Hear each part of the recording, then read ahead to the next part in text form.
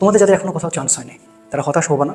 দেখো, সৃষ্টিকর্তা তোমাকে ঠিক তোমার জন্য যে জায়গাটা সিলেক্ট করছে, তোমার জন্য যেখানে রিজিক সিলেক্ট করা আছে, তোমার চান্সটা সেখানে হবে।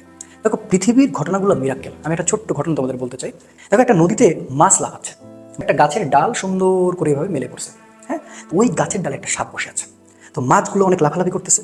ওর ধান্দা ওই সাপটা যে মাছটাকে ধরবে। তো মাছটা যখন এইভাবে লাফ মারছে, তখন একটা সাপ হা করে বসে আছে, আসলে খ্যাট করে সেলাক ধরবো। এবার ওই সাপটা তখন মানে চুপ করে সুযোগ বুঝে বসে আছে। যখন মাছটা লাফিয়ে উঠেছে, তখন ওই সাপটা হা করে ঠিক এইভাবে, দেখো, এইভাবে গিলবে। ঠিক যখন এরকম একটা হা করে ওকে গিলতে যাবে, আর মাছটা কিন্তু অলরেডি এভাবে উঠে গেছে, এখন কিন্তু এই মাছটা ওর কাছে কিন্তু জালে ধরা পড়বে। এমত অবস্থা যখন হা করেছে, এইভাবে কিন্তু অলরেডি ওর মধ্যে চলে যাচ্ছে ভাইয়া। উপর থেকে একটা ঈগল পাখি এসে ছো মেরে সাপটাকে তুলে নিয়ে চলে গেছে। দেখো, মাছটা আবার ওর নিজের জায়গায়, সে পানিতে আবার সে চলে গেছে।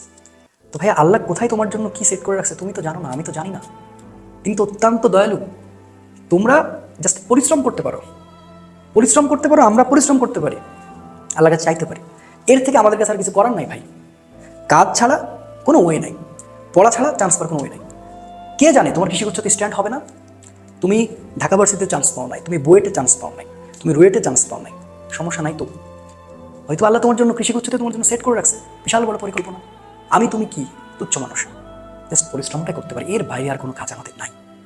আল্লাহকে বিশ্বাস করো, আল্লাহকে বিশ্বাস রাখো, সৃষ্টিকর্তাকে ডাকো। তোমরা যে যে ধর্মে আছো, যে ধর্মের মানুষ আমাকে দেখছো, কোনো ধর্ম কোনোদিন অন্যায় করতে শেখায়নি। তুমি তোমার ধর্মে তোমার সৃষ্টিকর্তাকে ডাকো, পরিশ্রম করো, তুমি অবশ্যই সফল হতে পারবে।